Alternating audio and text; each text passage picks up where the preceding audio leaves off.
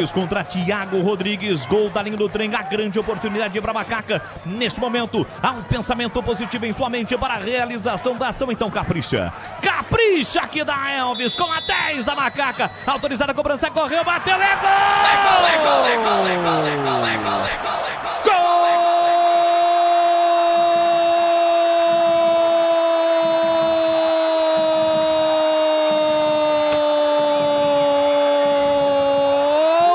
Da Ponte!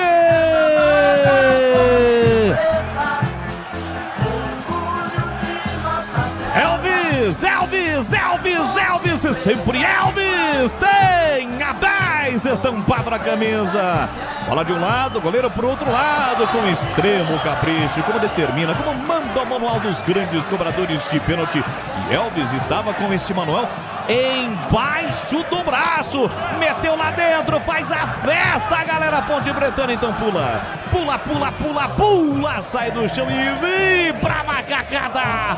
Olha lá o povão festejando, olha lá a galera vibrando porque balançou o bici, balançou a rede, é gol da Macaca. Elvis cobrando o pênalti, 46 minutos de bola rolando, primeiro tempo, tá registrado.